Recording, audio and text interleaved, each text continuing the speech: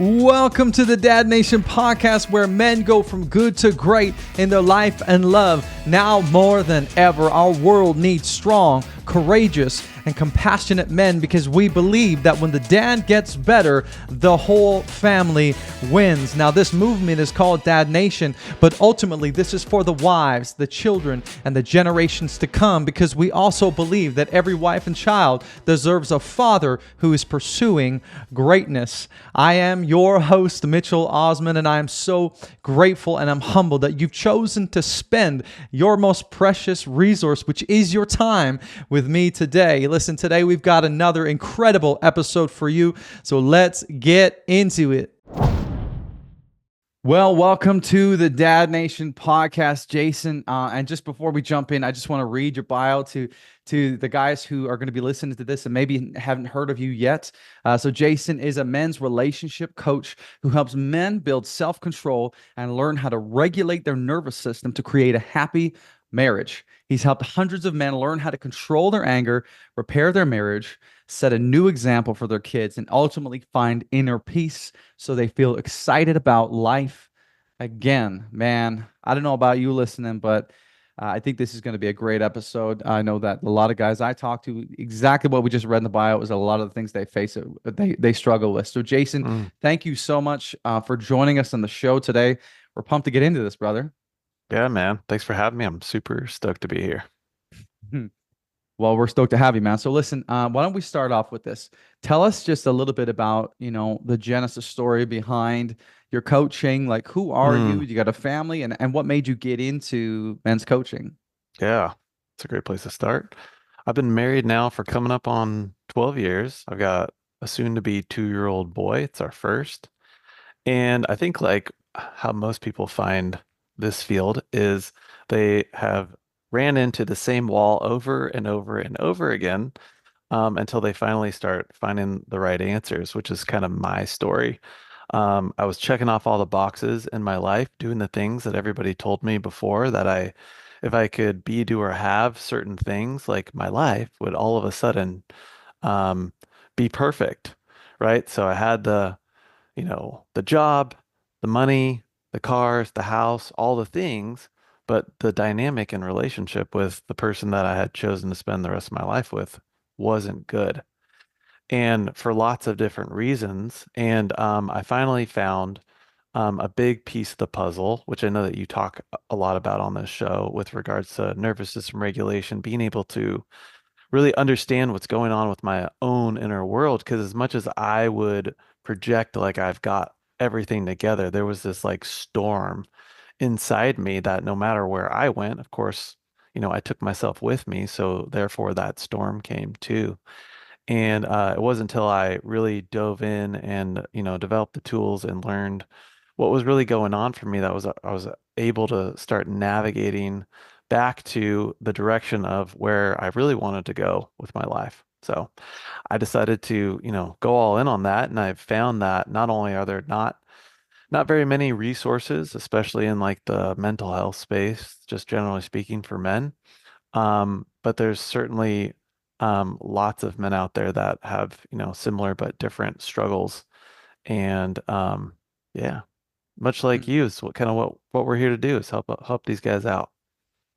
Yeah, man, I'd agree. I think, and that's a common conversation I have with men, is when they find the page, they're like, "Man, I feel like you're the only person talking about this." I'm like, "Well, Yeah. I'm not. There's a few of us, but the circle isn't that big, even on a Mm, big platform like Instagram." And I think a lot of the reason is because men just don't love putting it out there. right. Men love to be martyrs, for their family, for whatever, Mm, and they'll just they'll suffer in silence. They'll die to, well, everything, for the sake of the family. And what happens is we kind of get stuck, and we feel isolated, we feel alone, we feel, and that it's not safe to reach out. And so right. that's why it's so, I mean, I know I'm preaching to the choir here, but I think this work is so important. I think what you do is so important because there's a lot of hurting men out there. And so Mm, hopefully today, we can jump into a lot of conversation and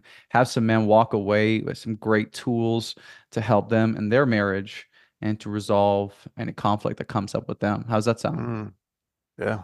I'm here for it. So let's talk about it, man. So we were just chatting about this before we hit record, but um, what does the role of self-reflection sort of play? And I'm asking this because a lot of the men that I talk to, this is the work that we do is, a common scenario happens where they might have a blow up, whether they're getting in a fight with their wife, and when I ask them about what went wrong, all they really talk about is how their wife said this or did this or is not Mm, doing this or is not saying this or is not, putting out or, you fill in the blank with whatever.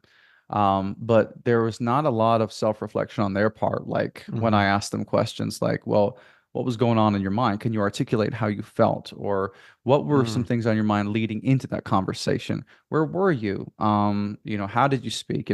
Whatever. Did you step away from the conversation to breathe, to take some space, and mm, there's just a lot of blank answers when we talk about that. And so what that tells me is a lot of men, at least a lot of men I talk with, especially earlier on in our coaching, is just not a lot of that reflection. And right. so let's if you don't mind, can we talk a little bit about that in the context of conflict with your spouse? Yeah, I mean, that makes a lot of sense. And to me, it sounds like, or it looks like maybe they're in more of a reactive state Yep. when they have those conflicts, and which is a common thing, especially for a lot of guys. The guys that I talk to, it's almost like they're like, yeah, my fuse.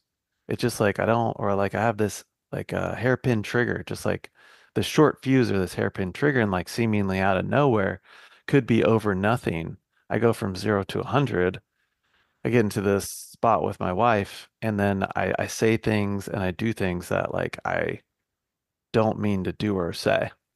And when you aren't in a place where you can take responsibility, it's because think about it, like relationships are kind of like they're a two-way street. You're 50% of 100% of something.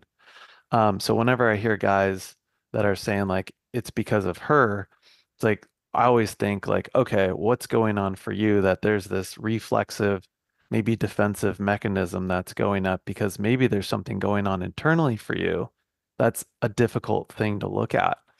And for a lot of guys, unfortunately, they have to feel a lot of pain sometimes in order to actually be able to have that self-reflective question, which like it usually progresses to like, oh, it's all her. And then after there's a certain amount of time that goes by where it's like nothing's getting better, maybe things hit rock bottom, it goes to like, oh, all me. When in reality, there's, two people in the relationship. It's got to be a 50-50 accountability. In other words, regardless of who's actually in the wrong or what happens to lead up to it, it's like you have your side of the street that you have to clean up, if you will. And when somebody maybe can't articulate what's going on there, a lot of times what's happening is basically their brain's going offline because their system and their nervous system in particular is perceiving a threat in the moment, even though it's not maybe a physical threat, but from your spouse in conflict, that could potentially be, loss of relationship threat. And what happens physiologically for that guy is, their most important part of their brain goes offline that they really need to have conflict and will make it really hard to self-reflect on, and that's your Mm. prefrontal cortex. And without that, we can't have emotional regulation. We can't make, rational decisions in the moment. We certainly can't help problem solve with our partner in a way that is going to be beneficial, and it's going to make it really difficult to be able to reflect back on what just happened in a way that's going to be helpful. Mm-hmm. Yeah. Yeah, yeah, for sure. How do you lengthen the fuse? I think is really what we're saying, right? Yeah, Yeah. So 100%. so many guys, the wife walks out and then it hits the fan. It's like, well, I was having this conversation with a guy last week. She walked out and it was 2 weeks later and we had started talking and I said, well, how long has this been happening? He said, well, Mm, it just happened 2 weeks ago. And I said, well, no, no, how long has this been happening? mm-hmm, Right? mm-hmm. Because no wife just walks out on a Right. whim. There's got to be more to it than that. And then as we began to journey into it, it was actually about a year and a half, almost 2 years of Hmm. it's just a silent eroding of the relationship. Lack of intentionality, not showing up. Just a lot of different things, a lot of apathy, a lot of checking out. A lot of numbing. All Hmm. those different things, which of course we can talk about. How about this, man? Of course, we didn't plan anything out, and I love that because that's usually makes the best conversations. But why don't we talk about like the things leading up to a conversation, right? Hmm. How can men lengthen the fuse, kind of thing, so that they're in a good place, to have that conversation or any conversation, how they Yeah. can live in a more regulated state overall, and then like mid conversation tools that they may because we have all been in a situation where you're having this conversation, you feel like the tide is turning, you're like, this is taking a turn for the south, Hmm. going sideways on me.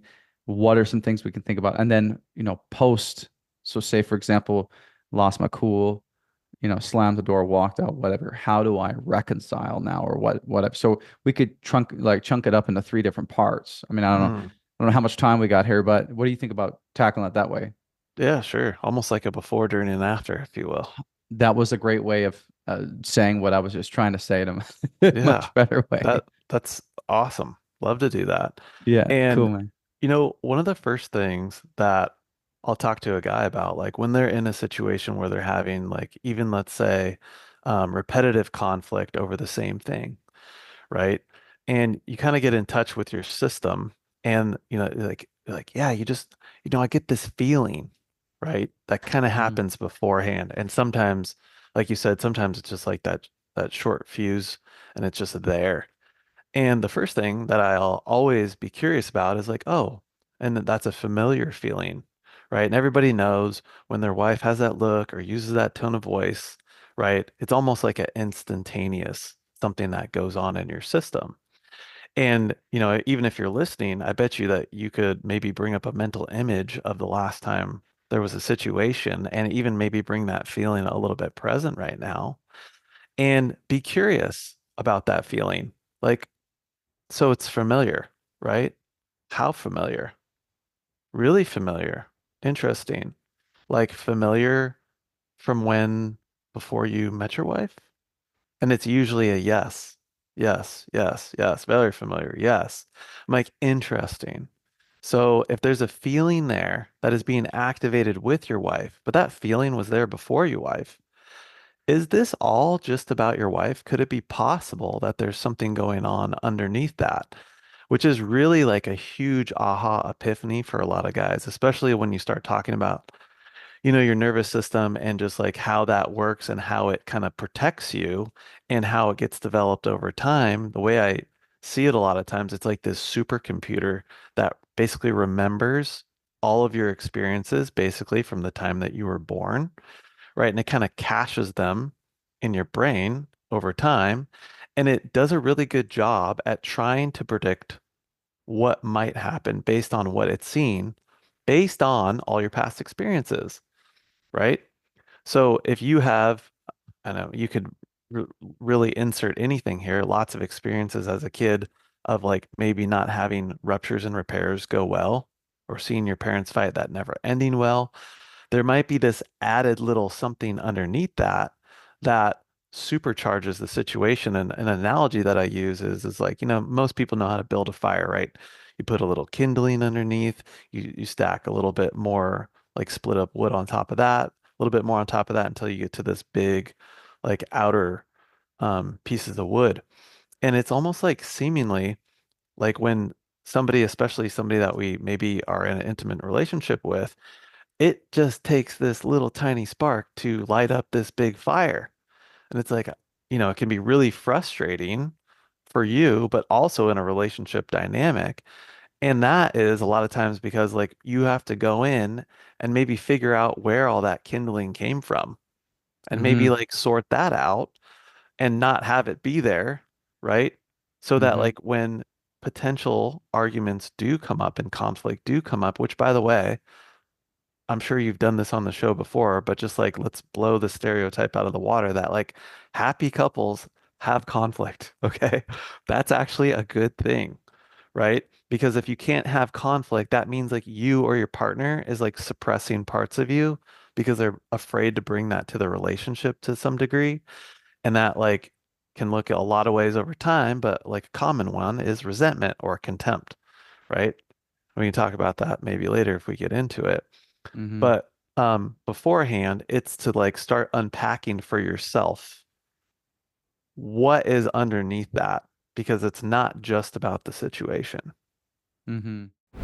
Did you know that over 70% of divorces in the United States are initiated by women? And in situations where the wife is the higher earner, that statistic goes to 90%. That means that 9 out of the 10 marriages that end in divorce have been initiated by the women in the relationship. What does that tell us?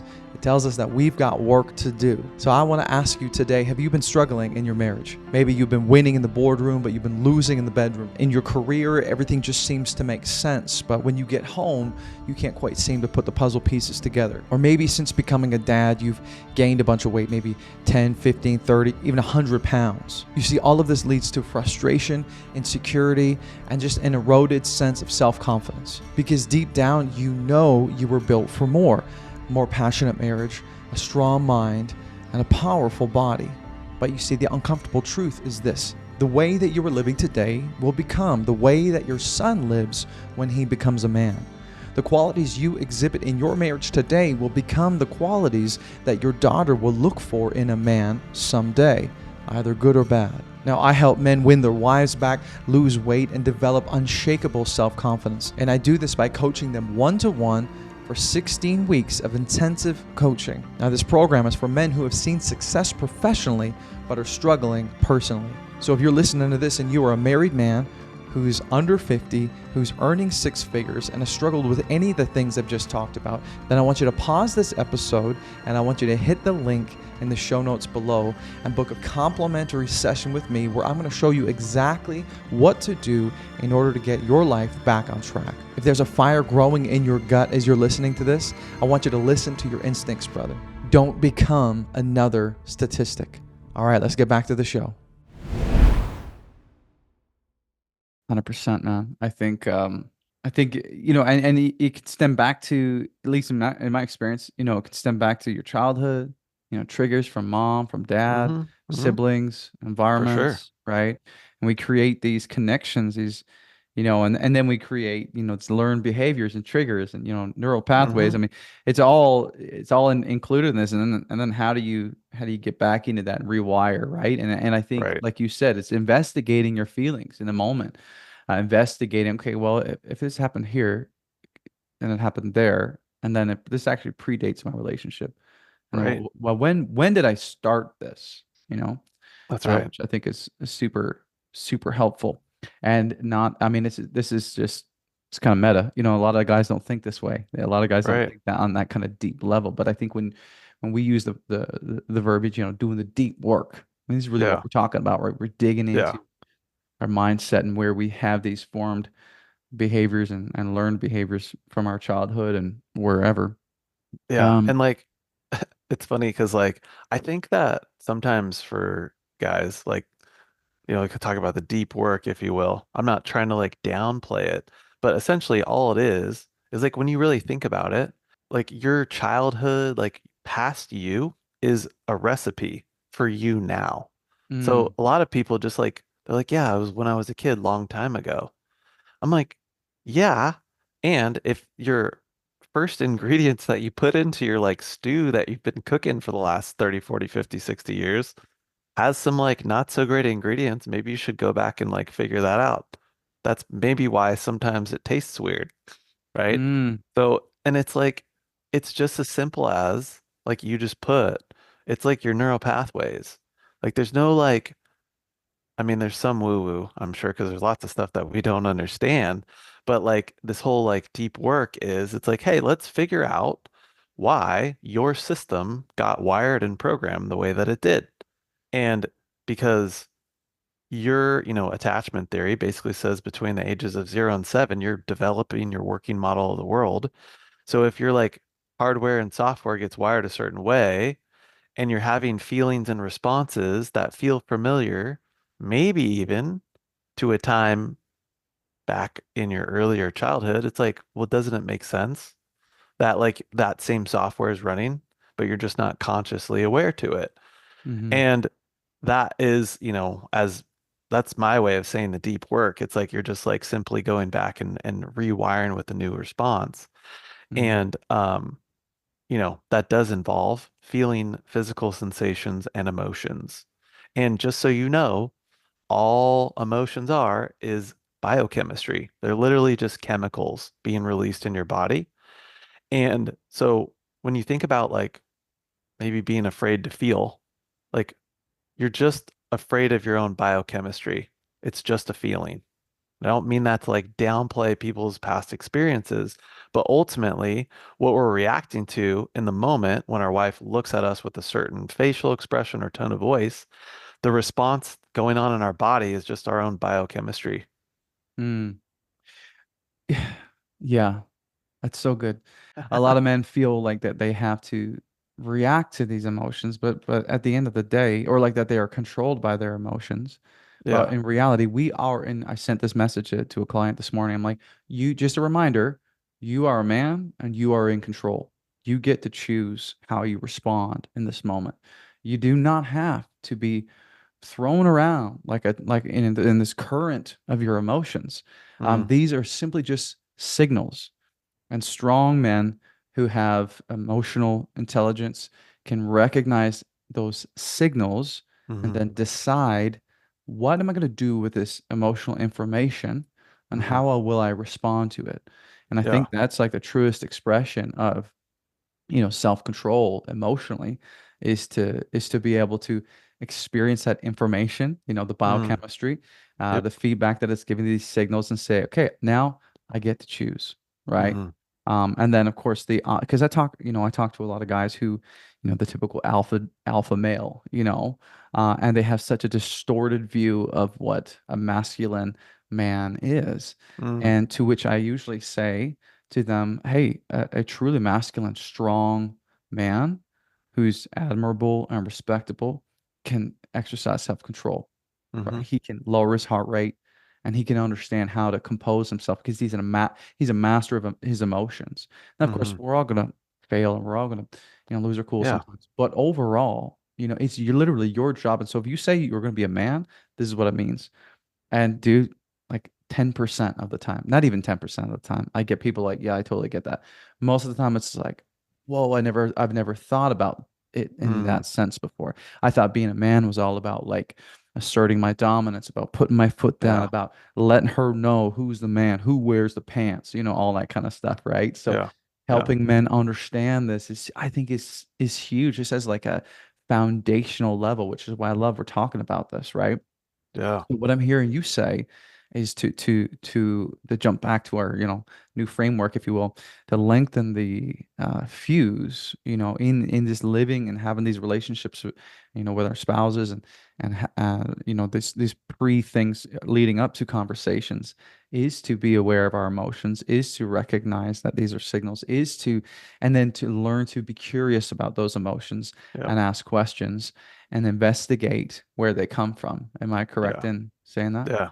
Yeah, absolutely. And the more you're aware of it, it's like the longer your fuse is, even though your fuse has really probably been the same length the whole time. We just haven't been consciously aware of like when it starts because we're, more or less not paying attention to that biochemistry or that emotion. Mm-hmm. Mm-hmm. Mm-hmm. Hmm That's good, man. What are the things that we can do as men to practice, we'll say, emotional awareness, to practice mindfulness in this sense, and be a little bit more even keeled, if you will, so we don't feel like they're just, snapping at Yeah. the drop of a dime kind of thing. Yeah. Well, I mean, step one for me is always like, hey, learn about your nervous system because that's how you experience your life, right? Your feelings, your emotions when you're sad, happy, angry, excited, those those lived experiences are what you experience through your nervous system. And Mm-hmm. guess what? Like they don't teach us about that in school at all. And if you didn't have parents who knew about that and had their own like, EQ up to snuff to help you do that, well then probably you don't have that either. So Mm-hmm. like we have this awesome you know, body that we're experiencing life through. It's like learn the owner's manual for the control panel for your system would probably Mm, be step one. Because the coolest part about like actually doing that is it's really de-shaming in a lot of ways. Because a lot of times, like our reactions and our responses come from a state of dysregulation, let's just say, when we are really in it, when we have those big visceral reactions, like with those physical sensations, and we're saying things that maybe we don't mean, and doing things that we maybe even later regret. Again, I touched on this, but a lot of times it's like we do it from a reactive or reflexive state that happens outside, and we change into that state outside of our conscious awareness. And what goes offline is our prefrontal, which mm-hmm, again is the thing that you need to do to have mm-hmm, online to be able to navigate conflict, to be able to really like slow down and regulate emotions in the moment. Like you have to, basically perceive and calm down the threat in your system. Because a lot of times it can be so hard to be like, okay, I just need to like be in more in control. And like you come up with these like really cognitive, smart things to do. Oh, next time I'm just gonna take a deep breath right beforehand. And like it'll all be okay. And then the moment comes and the deep breath, it's like, F sure. that, right? Yeah. There's Yeah. no Mm-hmm, point in doing that. And I'm just gonna like say the thing because it feels so right in the moment. When you start being able to go back to like step one, which is just like understand your control panel or start rewiring your system because you have more awareness to the stuff that's going on inside of you, what happens is the frequency, intensity, and duration of the things that come up for you that you're basically not aware of, that's making it seem like you have a short fuse, are going to lessen to the mm-hmm, point where that look that your wife gives you or the tone of voice that she uses isn't going to get your body to a point where your system perceives a threat to where you reflex into basically moving backwards into your brain into that more like reactive reflexive response. And you can like what I call like hanging the tension or you hang in that pocket for longer. And with enough experiences of like maybe her being upset and you're able to hang in that tension in a different way, all of a sudden you're like, oh, this conflict thing, like I can do this, mm-hmm, right? Because like what's happening, we're talking about before and like during, let's just say during the conflict, is like when you think about like, okay, Dr. Bruce Perry says, regulate, relate, then reason, right? And when you get into conflict, if like now, based on the short time listening to us, what happens outside your conscious awareness is like when you sense threat, your prefrontal shuts off and you're in a different state, a more reflexive state, reactive state. Well, guess what? If you guys both have your prefrontals offline, conflict is not going to go well, right? So the first thing is to regulate, right? The first thing to be able to do that is to have awareness to what's going on for you, your control panel. Where am I at in my window of being able to hang on to my smart part of my brain? mm-hmm, And then that gives you the ability to win the argument. And winning the argument looks like being able to actively listen, hear what she has to say, repeat that back to the best of your abilities in her words, and validate her lived experience, regardless if you believe it or not, or if you think it's true. And to mm-hmm, be able to also notice if you're finding yourself coming up with all the reasons why she's wrong and you're right, right? And if yeah. you can set that aside, what that does in the moment is, and if you think about it like from a customer service standpoint, if the customer service agent is just like, oh my gosh, that makes so much sense. How can I help you? Of course, right? As opposed to like, no, actually, this is your fault. If you wouldn't have done this, you're not getting a refund. There's Mm-hmm, like two different felt senses with dealing with somebody like that. And mm-hmm, you want to be that for your wife. And obviously, reciprocity, you want that to be there for her. But going back to that 3 R's that I talked about, regulate, relate, reason, what happens if you're able to notice and hang on for yourself and help her with this emotion that she has about something, have that be validated, all of a sudden, maybe her state, her felt sense of threat lessens to where her prefrontal starts to come back online.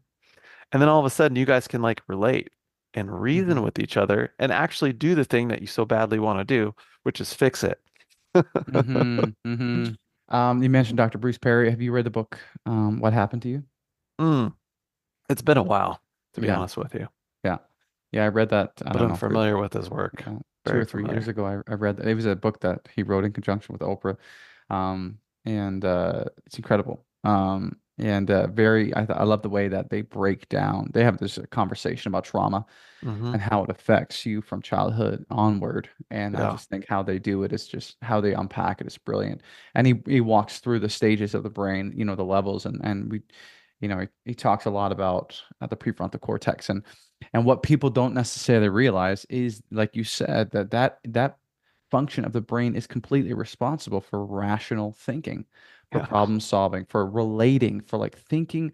I mean, that's the part of the brain that differentiates us from like lions and tigers and Hmm. everything Hmm. else. And so if once that kicks out, like any shot at recovery, I mean, you literally cannot think that to seek resolution because that part of your brain has just shut off. And so it's like Right. it's people don't understand the importance of keeping that engaged, right? And, Right. and what they need to do to go into a conversation to help keep each other sort of regulated. And what you're saying is this, active listening and the reciprocity and practicing empathy is what helps us both stay into that state so the prefrontal doesn't just kick out and all of a sudden we're basically just animals just coming at each other. Yeah. And so I love that because it's practical and it's like, okay, this is not just about he said, she said. This is actually how our brains work and how we're wired. Hey, friend, thank you so much for tuning in to the Dad Nation podcast today. And because you're here, I want to give you a free gift for listening. And this is called Igniting Intimacy 44 questions to ask your wife to connect deeply and spark intimacy.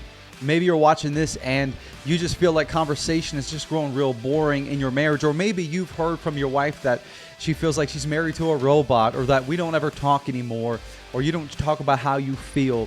If you've heard any of these things from your wife or felt any of these things, you need to download this free gift for you because listen, the key to connection with your wife is through quality conversation and quality questions. Okay, I promise this will not disappoint. So check out the show notes below on YouTube or whatever streaming platform you're listening on, or you could just head to dadnationcode.com/intimacy for that free gift for you, my friend. Okay, let's get back to the episode.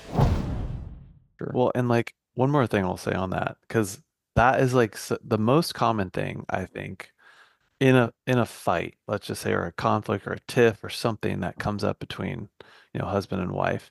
A lot of times, what is coming up for the person isn't necessarily something that needs to be solved. There's like, because like you didn't take the trash out, right? Is it really about the trash? No. Yep. There's an emotion that was evoked from the trash not being taken out. In this case, maybe something like, oh, he doesn't care, Mm-hmm. right?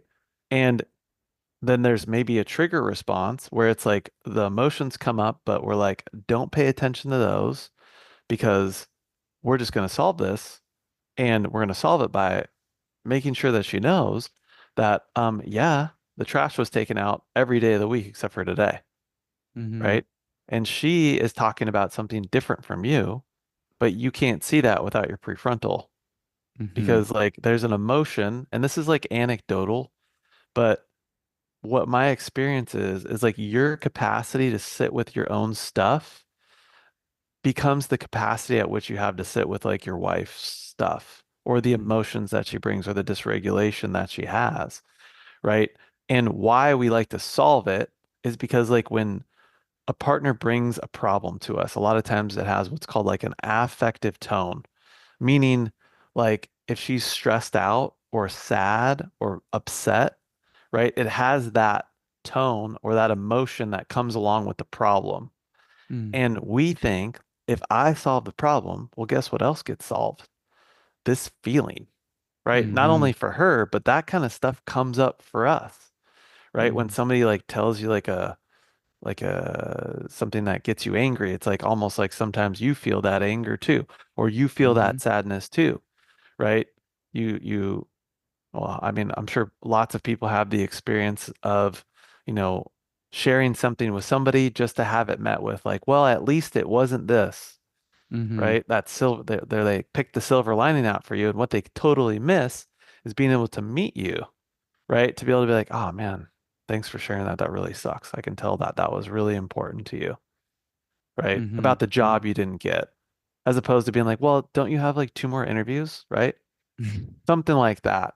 And when we don't have that self-awareness, that self-check-in, that awareness to our fuse, the capacity to sit with certain biochemistry that, of course, based on like Dr. Bruce Perry and Oprah talked about, is like, of course, like the things that happen to us, our original recipe is going to impact how we can do that today. Mm. Dude, yeah, that's so good. So it's so funny in my marriage.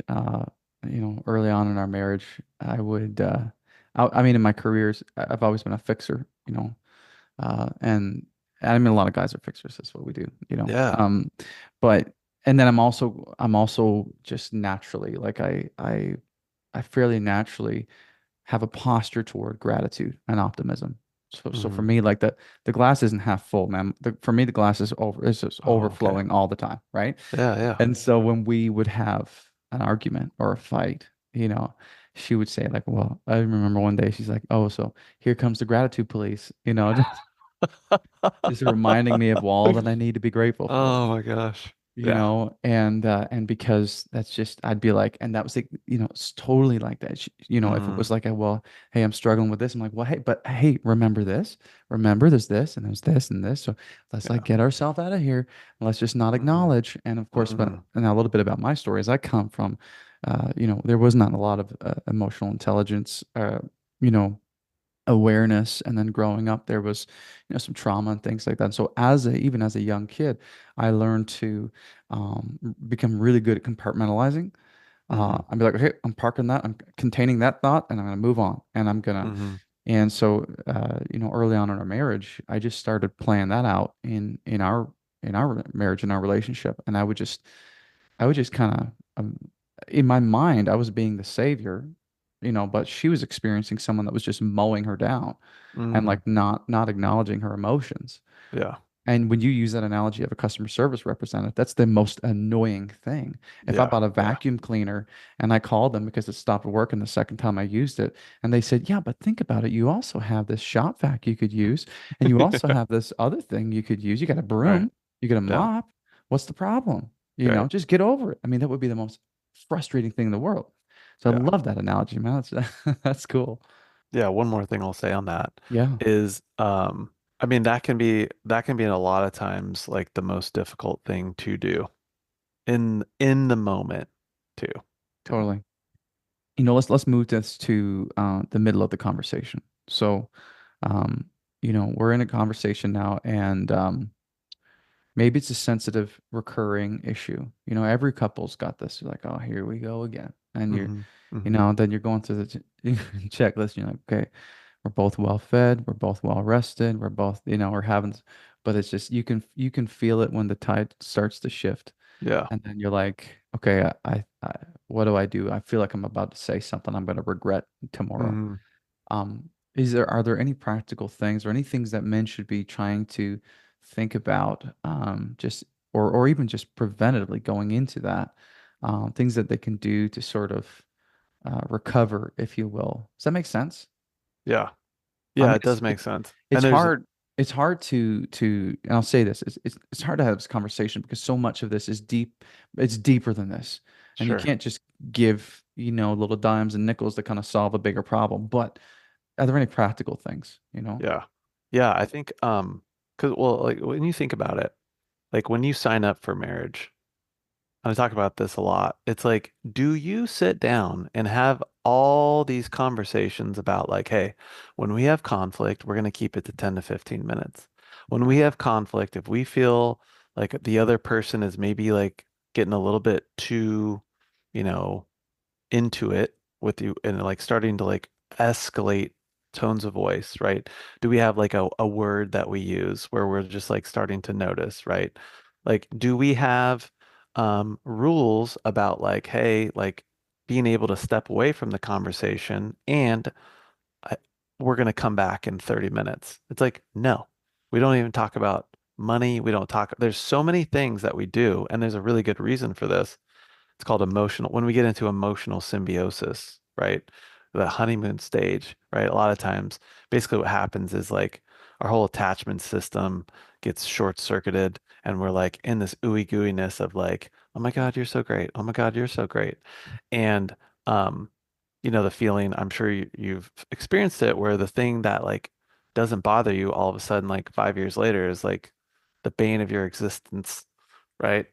And we basically what happens in this stage is we like collapse certain parts of ourselves that, of course, based off our past, we have deemed not okay to bring into a relationship, right? And I say this as a preface to like one of those things is like, hey, let's play nice. Like let's avoid conflict. Let's happy wife, happy life, right? I should just go along with everything. I should make concessions for all sorts of things. And that slowly kind of chips away over time. And if you don't have bumper guards set up for like, especially around talks that are like sensitive or ongoing, you're trying to like shift the change the trajectory of that ship from sailing. First off, I would recommend joint contacts with like a high level coach or couples counselor. If like you're really stuck in something. But practically, and I think another thing where people think I should just be able to bring up anything to my partner at any time, like just throw that out the window too. That doesn't mean like that they do or do not love you because they can't like just turn towards you and like handle the thing now, especially for things that are like heavy on your heart or something that you're like already kind of like anxious or anticipating to be a problem. You want to have like it be a more regulating experience, like go for a walk, like have it be by the beach, maybe have it be after the kids are down when there isn't like auxiliary stuff going on, right? You can Mhm. do things practically like leading with regulation, which is like leading with appreciation. Like, hey, I just want you to know want you to know that like I've been really noticing you like do X, Y, and Z around the house, and that feels really good. And there's something else that I'd like to, if you have the bandwidth for, to talk about right now. Like ask the other person if they're in a place that they are having the capacity to actually have a conversation, right? And Mhm. in the moment, you want to be able to like 10 to 15 minutes max. Like when you're in, especially those heated um, debates or conflicts, to be able to like know that it's not going to be forever, right? And to have a joint agreement where if one person, like, because this is a common dynamic, maybe some person goes and goes and goes, and the other person like maybe shuts down. So it can be okay for the other person to just be like, hey, I'm at my capacity. Can we revisit the conversation? And the person not, chase that person all around the house, right? And the person that needs to take some time off to be able to come back and be like, okay, I'm back 20 minutes later, whatever it is, to be able to um, have the conversation. And tactically, if you don't know what active listening is, you need to learn it Mm. because winning an argument isn't like making your point better than the other person. And if they don't get it, saying it in a different way and louder. Okay. Winning an argument is being able to articulate the other person's side and genuinely be able to take their point of view, regardless of if you agree or not. Yeah. Right. And if you can do that, that's like the customer service person being like, oh, okay, yeah, that makes sense. You have this problem, this problem, this problem. Well, that makes sense to me. If Yeah. that's the case, I get why you feel that way. Did I Yeah. miss anything? Right? Do I understand that um, to the degree that you think I should? What else Yeah. is there? Which gives them another opportunity to even expand on that more, to which you just repeat the process. Mhm. And when both people can do that mid-conversation, like that is where like the magic starts to happen. But ultimately, a lot of the stuff in the conversation is going to be really tough to do unless you set some like predetermined, like basically rules of engagement. Yeah, rules of engagement. I love that. And I Yeah. think it's important to like I think it's important to articulate or to re-articulate sort of what you said. It's important not to make those rules in the heat of the moment. Yeah, yeah, yeah. Decide on these rules, just set a time in your calendar, be like, okay, this is how we're gonna, these are our rules of engagement. Um, And so yeah, there were a couple of things that I'd love to just that you said that I'd love to build on from my experience. I think I sent this message to a guy this morning who's has a recurring conflict with his wife, and I said, you know how as men, a lot of people listen are probably going to connect with this, especially if they're kind of combative in nature. You know how when you're listening to somebody talk and you spend the majority of the time, instead of listening to what they're saying, you're formulating your response, Right. right? So I said, dude, stop doing that. All right. I want you to listen to what she's saying. Okay. Don't spend that time. That's precious time. That's precious information. You need to log that. Don't think about how you're gonna come back to her with your defense Mm, on court. There's not a jury here. You don't have to go back and forth like this. And another thing that I use with some guys, because it doesn't necessarily always connect with some guys, but this idea of like trying to listen to her feelings, not her words, because right. there may be words that are said, but like you said, it's not about the garbage, and it may not even be about the words that she's saying, but there are Right. feelings behind those words. And so try and listen to her heart. Try and listen to her feelings. And the reason why I said it doesn't always, in my experience, it doesn't always work for men because not every man is maybe even just comfortable with that verbiage or Yeah. even understanding how to do that. But for some Yeah. men, it's like, oh, I get that, right? Because there's always feelings behind the words. There's always something going on in the heart Right. that is not being said out front. Would you agree with that?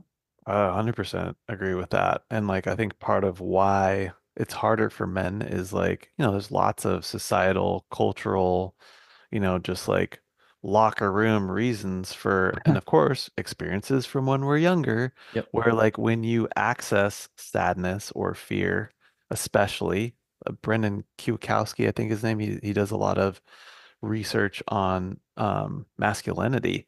And two of the hardest things or most difficult experiences and feelings to feel for men um, are fear and sadness. And a lot of times, like the sadness, the fear, that those are like of the heart, if you will. Mm-hmm. And if you don't have a lot of experience or even practice feeling feelings, and all of a sudden you get into a relationship with a woman who is a feeler, which is a lot of times, by the way, what attracts us to them, let's be Mm-hmm. honest, Mm-hmm. right? Because when you think about it, you would probably never end up dating yourself. But we don't have any experiences like understanding what that is. And again, going back to the biochemistry and not being able to like realize what's coming up for us, if we've avoided those for probably really good self-protective reasons, especially as guys, it's like, don't be a baby, like men don't Mm. cry, like all of Suck it those, up. yeah, all of those emotions. Um, well, then in the moment, it's going to be harder to pick up on the emotions that are coming at us if we've spent so long just like shoving them out of the way, Mm-hmm. if that makes sense. And also, 100%. yeah, and even still, you can even ask after you've heard, it's like, hey, how does it make you feel when that happens? And even though you don't understand, maybe to the depth of her, right? To your point, it's like you can separate problem solving from listening in a conversation. They can be two separate conversations. And the initial conversation, especially if it's super charged, if you will, like this is like a huge concept that I think not very many people realize, but like guess what? When you have a talk, you don't have to also like come to some sort of like conclusive solution in that talk. The first talk, when you talk about regulate, relate, and reason, can just be regulating in like the practical sense is like, hey, active listen, save your thoughts and feelings for the next conversation. To your point, it's like this is like precious time right now that you're wasting by thinking about these things. This Mm-hmm. conversation, just taking that concept of separating the listening conversation from a problem-solving conversation will work wonders for you. Because if you can, even if you don't agree, just learn how to active listen with your wife. She's going to feel so much better. Maybe you don't even have to solve shit because she solves it on her own. But when you Yeah. go to like have a problem-solving conversation, guess what happens in her system? most likely is she's experiencing more regulation, less threat in her system, her prefrontal's back. So you can do all the things that you want to do. And guess what? You can probably maybe even voice at the end of that, like, hey, by the way, I have taken out the trash 6 days this week, just so you know. And I Mm-hmm. am noticing that maybe I want some more words of affirmation about that and Mm-hmm. appreciation for it, Mm-hmm. which Mm-hmm. isn't gonna work in the moment. Yeah. That makes sense. Oh, dude, that's so good. And I think that's a key point. You know, this idea of listening and problem solving. They're two different things, and being Yeah. able to ask. So this is a great framework that me and my wife use, and I talk with men, teach them to use as well. And I'd like to get into a little bit of this prefacing thing of some things that work for me and my wife, because I know guys listening just like to know what we use personally. But one of the things that I'll do in a situation like this when we're having a conversation, I'll ask the question, is this a conversation where you want me to listen? Or is this a Hmm. conversation where you want me to help you fix something or Mm. you need a Yeah, solution? And then she will say, no, no, I don't need you to do anything different. I just need you to listen. And dude, that just takes so much weight off my shoulders. I'm like, for all sure. right, okay, turn off the fixing brain, just sit and listen. Yeah. And sometimes she's like, yeah, actually, I really like your help with fixing this or helping me out of this rut. And then boom, I'm like, all right, let's go. And it's Yeah. just that one question, honestly, dude, has brought so much clarity Hmm. to how I show up in a conversation. You know what I mean? Hmm. When we talk about ground rules that you set, and I'll just share from my experience, a couple things that we've done is we are very different. Like you said, we are very different people. Hmm. When we were dating, it was like, oh, she loves music, I love music, she loves this. We're gonna be perfect together. We're never gonna Yeah. fight. Hmm. And our first 3 years of marriage were very, very challenging. But one of the ways that we're different is I am a morning person. She is a night person. And Hmm. so I come to life at 5 a.m., dude. 5 a.m. to noon, I'm firing on all cylinders and then some. And then once 1 o'clock, 2 o'clock, 3 o'clock hits, I'm starting to wind. By 8 o'clock, dude, I'm Yeah. comatose. Yeah. She's the complete opposite. So she Mm. may be up, but she's like, I don't want to talk to you about anything. She jokingly says like the only communication before 9 a.m. should be hugs. That's it. Nothing else. And so what we've done is said, okay, we've got these windows of time, these overlapping windows. Yeah. We'll say like, 2 p.m. to 6 p.m. Hmm. We're both operating pretty well, Yeah. in our cognition. And so we're going to have sensitive conversations in that window of time. I'm not going to bombard her with budgeting questions or question her about her deepest insecurities at 5:30 in the morning. Yeah. You know what I mean? And she's not going to ask me about something that's been ticking her off at like 9 o'clock at night because that's Yeah. just going to set me off. And so that's just something we don't do. We have Hmm. conversations during this window of time. And another thing is, I'm a processor in the sense that I would just like early in our marriage, man, I would just peace out and I wouldn't tell her where I was going. I'd just jump in the car. That Hmm. was a learned thing, that I saw growing up. And my wife, I mean, she would panic and would send her into this spiral, like he's never coming back. He's, Mm. whatever. And so we just set some ground rules. It's like, okay, if you want to take space, you can, go for a rip around the neighborhood, whatever. But I want you to come back. You need to tell me when you're going to be back, and while you're gone, I want you to tell me where you're going, right? Hmm. And so if we we get in a fight, I'd say, okay, I'm going to Starbucks. I'll be back in 30 minutes. And then she knows, okay, in 30 minutes, we're going to talk, you know. Yeah. The last thing that we do, not the last thing, a lot of these skills we've developed over time, but tools, but another thing that we do is we'll preface the conversation. So Mm. if I'm going to have a conversation about something that is sensitive and I'm not sure how it's going to be taken, and as men, we know a lot of men, a lot of us fumble over our words sometimes, say things Hmm. the wrong way. We'll say, "Hey, I'm not sure how to have this conversation with you, Yeah. and I don't know how it's going to go. So can you help me? Like, could you extend grace because I'm not sure how to have it. I might get it wrong, and if I do, could you help me have this conversation in a constructive way?" Yeah. And So that good. expresses humility off the top and vulnerability. It says, hey, would you trust me enough to have this Yeah. conversation with you. I might get it wrong, but let's both extend grace here. And then she goes into that conversation of like, okay, he's trying his best. And now Yeah. I can, come and I can lean into him. Yeah. Right. So those are some ground rules that we've set that have been super helpful for us. Yeah. That's super, super amazing, dude. And it's like, again, for everybody listening, like it's so normal to get into marriage, long-term relationship, whatever you're in, and like not have any of this stuff like 100%. ironed out, right? Even like, and it's like, it's so crazy. It's just like in my own life, like all the people that were married around me, like role models, if you will, well, aside my parents, like had this seemingly perfect marriage where like nobody fought ever, Hmm. right? So just the idea of a fight, it's like, what? Right? I saw how that went. Sucked, right? And if this is going to be a good marriage, I better not do that.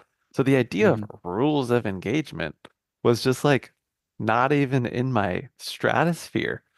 And it's so Yeah. cool. All the things that you said just like make so much sense and are awesome. Hmm. And especially the last thing where you're just like you're asking for grace, right? And you're just like, hey, I'm might not get this right. Matter of fact, there's probably a good chance that I'm gonna fuck it up. And hey, can you like assume positive intent? Something that I Hmm. like to say is like always like, especially in marriage, like you want to hold on to that and protect that assumption because that's like an easy road to go down, especially when there's resentment and contempt, is you start to lose that positive intent assumption, and that's going to make conflict even harder.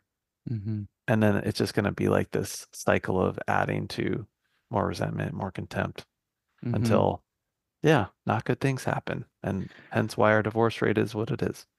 Yeah, I think yeah, I think you got a good point there, man. And that's part of the value of these. I think, your platform, my platform, and so many others, is because it's normalizing this. Because that was the same thing. And people might look at your marriage and my marriage and say, well, you guys don't understand. You guys don't fight like we do.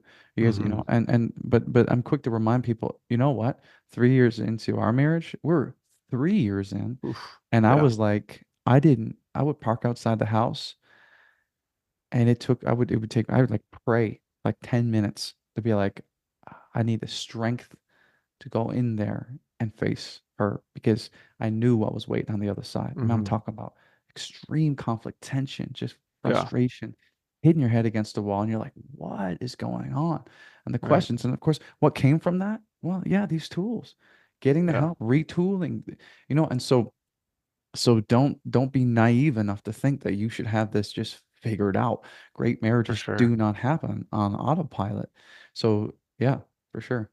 You gonna say Yeah, and something? like yeah, I was like to that point and kind of like what you brought up at like the very beginning of the talk about like the other person's fault, if you will. It's just like a natural part of like I was a little bit talking about like kind of like the emotional symbiosis of like the honeymoon, right? Hmm. And then a lot of times we do things like commit to life with this person, we get a mortgage with them, we have kids with them, four-legged kids with them, and we don't come up with any of those rules, right? Hmm. And it's so common to get to a certain point where somebody says something to the degree of like, hey, this isn't working, right? Or, hey, I want a divorce. And that is not necessarily the end of the relationship. But what it is it's like, if you remember what I said, is like when we get into this, there's elements or parts of us that collapse that like, hey, don't bring that up because it might screw up this ooey gooiness that we have here. But eventually, right, those voices start to come up louder and louder and louder, right? And that can sound like that's that person's fault, Hmm. right? If they just did this, then this, right? Hmm. And you have a choice at that point. And it can be like, let me reclaim what are all the things going on inside of me that I didn't realize were there until now. Because the thing about long-term relationships is a lot of times all these feelings that we have don't really come up until we're committed, right? Hmm. And the thing Hmm. is, we wouldn't know all these things about us unless we committed to the relationship. Hmm. If you don't go back and reclaim that and kind of like do the deep work or figure out why you're wired the way that you are, it's pretty easy to just be like, it's their fault. And how Mm-hmm. many times have you seen or listeners seen somebody get into a relationship and one change, all of a sudden they're like a different person, right? Mm-hmm. You are witnessing them in an emotional symbiotic state where it's like they are suppressing parts of themselves that they feel like they can't bring to this relationship. And they're like, dude, yeah, Jason's different. Mitchell's different. Like, what's going on? Not the Mm-hmm. same guy, right? And then eventually, like you're on your best behavior in a lot of ways, let's be honest. Mm-hmm. Like that changes because Mm-hmm. we can't hold that mask on our face forever. It's exhausting, right? Mm-hmm. So Yeah. the point I'm making is it's like you have the choice to do that or you break up. And then who's witnessed that person get right back in the relationship with the same person, but just a different body, Different hair color. Yeah, different hair whatever. color, Yeah. whatever, but the same person, right? And Yeah. this is the work that you're talking about because like you see in another person basically your unfinished business in yourself. Mm-hmm. And that's when you get attracted to somebody, right? And like nothing bothers you again, but then the thing that bothers you is like the thing that drives you away eventually. The thing that Mm-hmm. attracted you is the thing that drives you away eventually. Like Mm-hmm. the thing that you thought was really hot or really cute, all of a sudden like you can't stand 5 years later. Mm-hmm. Oh, dude, if I had a dollar for every time I heard that. Yeah. You know, And I go that's the ahead. normalization though. Mm-hmm. That's all bringing this up is like that is normal. Like Mm-hmm. that getting to that point. A lot of times like I can't do this anymore is actually could be maybe the most healthy turning point in your relationship because what you're saying is like I can't keep being this person and staying to this agreement that we signed up for, a year ago, 10 years ago, because I am like not okay, Mm, which she is or he is also doing that too, whether they totally. told you or not. And so what this Totally. gives you is the ability to basically like renegotiate the rules or come up with them in the first place. Mm. And another thing that I hear so often is like, well, she's different. She's not the woman I married. She's changed. I'm like, well, yeah. Yeah, of course she's gonna change. You I hope mean, so? were you the same person you were 20 years ago? Yeah. Even 1 year ago? No, we're constantly changing. Right. And it's like, that's not the game. We don't marry each other to stay the same. It's how do you grow together through Right. these evolutions and these rebuilding of ourselves? I mean, we know psychological on a fundamental level, we change different, like different, on different milestones, you know. And when a woman goes through, when she gets married, when she has, Yeah. childbirth, menopause, all these different milestones. I mean, there are huge, significant shifts. And Huge. so, how are you going to be intentional, create That's these right. systems in your marriage so that you can grow and evolve together and not grow apart, right? So that's huge, dude. So huge. And like normalizing and understanding this. And like when somebody says you've changed, to me, what I hear and what I see is like, again, when you're breaking free of emotional symbiosis and one person's like, hey, I maybe want to go do this thing, new rule, right? Mm-hmm. When I hear somebody say you've changed, a lot of times it's scary for the person that hasn't spoken up yet, Mm-hmm. right? Because like, oh my God, they're changing the rules. So that person's kind of like holding on to what the old rules were, right? Mm. Yep. And again, just like the normalization of like, yeah, she's changed. And guess what? What's the stuff going on in you that you really want to change, but you haven't been able to speak up about, or that you've Mm. been putting up with, or that you haven't been bringing to the relationship Mm-hmm. that like you maybe want to change, but that's scary, right? Mm-hmm. What's why a lot of times I see like men get into this work and like actually start being able to look at themselves is because what's scarier is their partner basically choosing themselves. And you get in this process called differentiation, where it's essentially saying like, hey, I'm going to make more decisions about me than the old rules, right? Mm-hmm. And I want you to do that too. And the key is like we want to do this together as Mm-hmm. opposed to like I'm gonna go do me, you do you, which is not Mm. what you want. That's like Yep. individuation, Yep. right? You still want there to be interdependence in the relationship.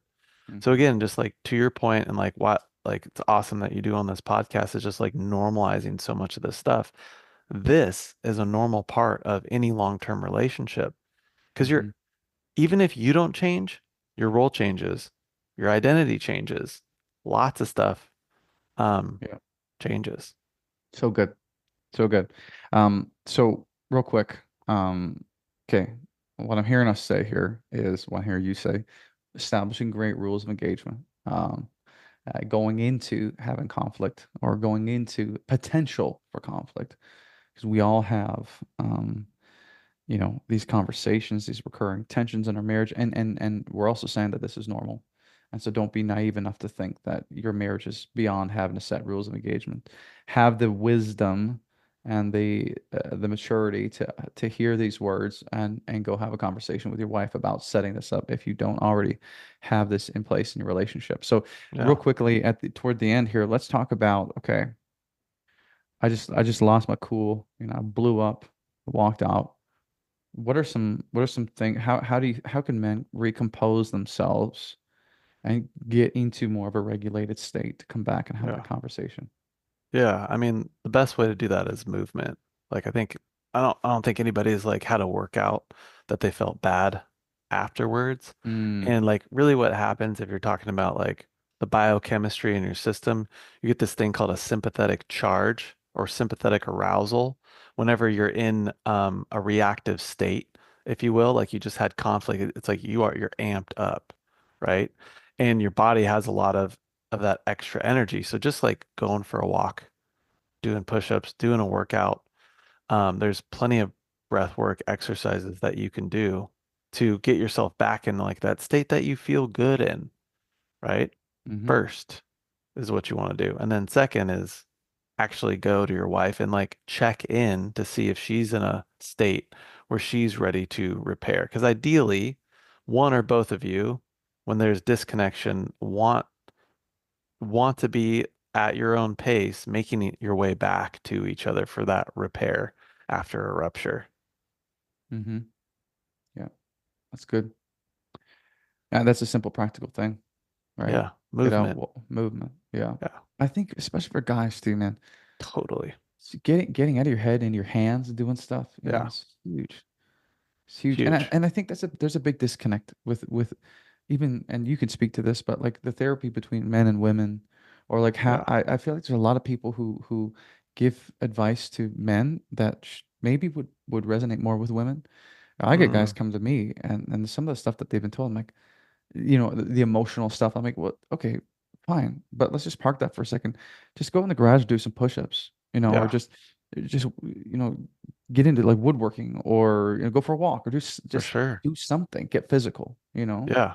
Well, and it's like, because it makes so much sense, especially like a lot of like biochemistry that shit happens in our body. And if it's uncomfortable, it's like we don't want to be there. So a lot of times we'll go do things like check out, numb hmm out, right, to regulate that stuff. And it's like, oh, I can't stand to be in here, to be with me by myself. Even hmm worse, right? So yeah, if you can just like so practical, I mean, it seems silly, but that's what it is. Like your system is essentially in a conversational fight with your wife, doing the same thing physiologically as you would if like you're getting ready to like fight somebody. Like Yeah. physically, you have the same response. So like you're tensing, you're clenching, your heart rate's going up, your breathing's getting more shallow, right? Your body's basically giving you free energy because it's anticipating having to either fight something or run away from something. So yeah, it's like maybe it's like common sense or like practical, but it's like just burn it off and you're gonna hmm feel better and you're gonna feel more regulated, right? You don't have to hmm like a lot of like practitioners I say like just sit with the emotion and like be with it and like let it like all the stuff which is great, right? We want to do that on some level, but sometimes you just gotta get a good workout in. Yeah. You can change your state by moving. hmm Yeah, I I totally love agree I with love that. I love how practical that is, man. And at the end of the day, you're right. I mean, we could talk about, the psychology behind it all, but at the end of the day, that's exactly what you're saying is exactly right. Your body's legitimately preparing to, fight a lion or or whatever, fight or flight, and Yeah. it's the same physiological response. And so what do? Burn off the energy, go out and move it. I love the simplicity of that, man. It's good. Yeah. And the other thing you don't want to do is every time you have a little feeling is have to do a 90-minute workout too. So I say that not to discredit the, great practitioners that help you expand your capacity, just feel your biochemistry. That's important too. Yep. But at the same time, like be conscious, like every time you feel feelings, all you're doing is working out. That's Hmm. like maybe uh a symptom there too. Yeah, man. Just as we wrap up our time here, man, you said you have a son, right? Mm, You've been married for 13, you say 13 years? be 12 years in April. 12 years. So you're doing a lot of good work, man. And I know that guys like you and me, we think about the legacy we'll leave. We think about, the men that we are both today and who we will become and who we have been. And so I ask this question to a lot of men who I have on the show. I want you just for a moment to pretend, if you will, visualize that you had just passed away Mm, and the funeral is over and your wife and your son, maybe he's a little older, 14, 15, whatever. And they're just sitting, everyone's left and they're sitting around the table and they're just talking about, Dad, Jason, the father you were, the man that you were, the legacy that you left, the husband you were. But specifically, if you could have this like out of body experience, you could be a fly on the wall, so to speak, and you could hear what your son would say about who you were as a dad, what would you want him to say about who you were and the life that you lived? oof, that's such a powerful question, dude. Uh, and I think I'll tell a story of like when I was really just starting to decide to really go all in on this work, and I was talking to my now, mentor, and she's like, "What would you?" And I wasn't sure if I was gonna like really do this or not, and I just wasn't happy in my career, all the things. And she's like, "Let's let's just take a pause. Let's just say it's 40 years from now, right? I still look the same, but your son is sitting in front of me." And he was at the same crossroads. What would you tell him to do? And I would say, undoubtedly do it. Like, don't don't think twice. Like, follow your heart, right? And I'm getting chills just thinking about this. And she's like, that's right. And you know what I hope that I'll be able to tell him to do or tell him? And I was like, no. She's like, you know what a perfect example of that is? It's your dad. And I was Mm, like, oh. mm, And I just want my son to reflect back in his life and just be able to like just know like in any situation he could like really turn to his internal voice, and that voice is like, what would dad do, or what would mm, dad help me like uncover like within myself, because he did such a good job of like encouraging me and turning me back to this like internal wisdom that I knew I had all along, while everybody else like was doubting. It was like he was that like tether to who I was and just like always supported that. And that's why I'm like living this life that's so aligned with everything that I could imagine and more. mm. It's powerful, man. Love that. Thank you for sharing. Yeah. Yeah. Yeah, dad was my tether.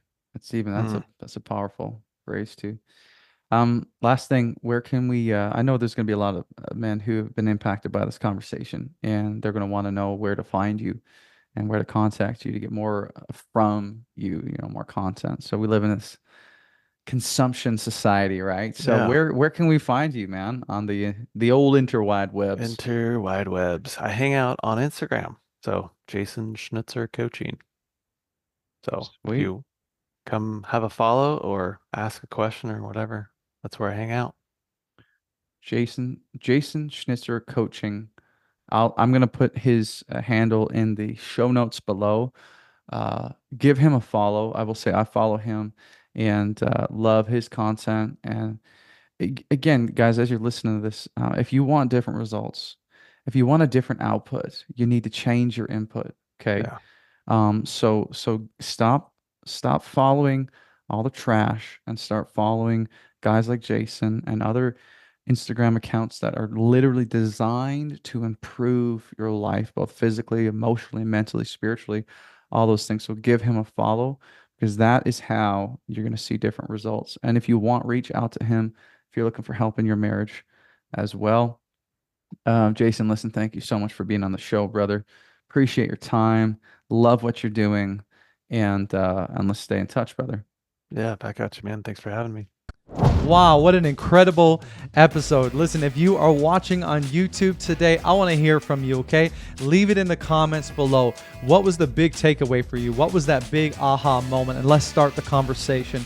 If you've listened to this episode and you've decided that you want help today, if you need coaching, if you need some resources, feel free to please reach out to me. My email is mitchell@dadnationco.com. My website is dadnationco.com. You can hit me up on Instagram @dadnationco.